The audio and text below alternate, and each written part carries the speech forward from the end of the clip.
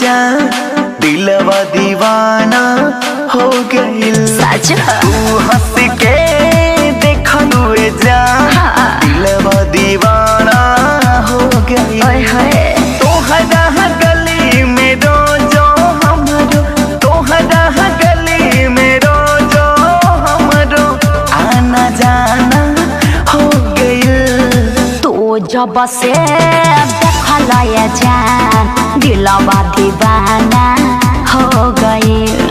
तू जब से देखलए जान दिलवा दीवाना हो गइल। तोहरा घरे हमरो आइल, तोहरा घरे हमरो आइल, अब तो बहाना हो गइल। तू हंस के देखलुए जा दिलवा दीवाना हो गइल। तू जब से देखलए जान दिलवा दीवाना हो गइल।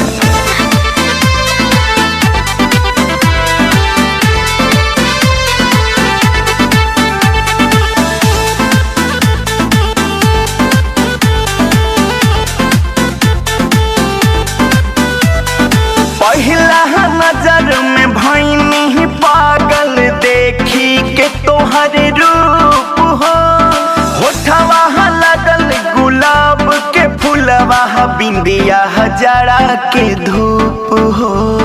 बिंदिया हजारा के धूप हो, बिंदिया हजारा के धूप हो।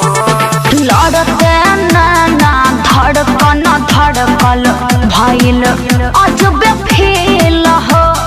चोर बन के चोरी कली हला जानो हमार दिल हो, जानो हमार दिल हो, जानो हमार दिल हो।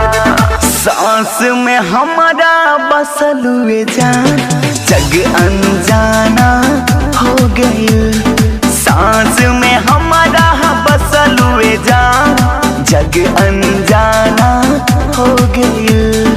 तोहरा घरे हमरो आइल, तोहरा घरे हमरो आइल, अब तो बहाना हो गइल। तू हंस के देखलुए जा दिलवा दीवाना हो गइल।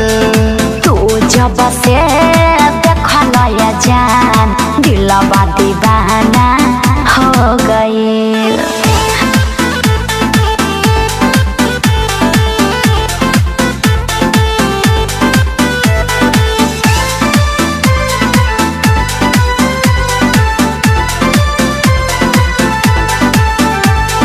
अब तहरा तो दिन हमारा सपना तोहरो आवे हो। तहरा सिवा हमारे सोना केहू मन के न भावे हो, केहू मन के न भावे हो, केहू मन के न भावे हो। नागेंद्र हो जाला मनवा लागे नयाज कल हो। बहिया में तोहरा बितावल चाही जिंदगी के सारा पल हो, जिंदगी के सारा पल हो, जिंदगी के सारा पल हो।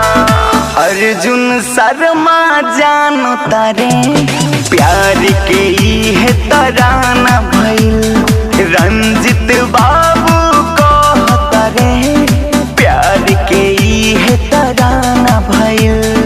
तोहरा घरे हमरो आइल, तोहरा घरे हमरो आइल, अब तो बहाना हो गइल। तू हंस के देखलुए जा दिलवा दीवाना हो गइल।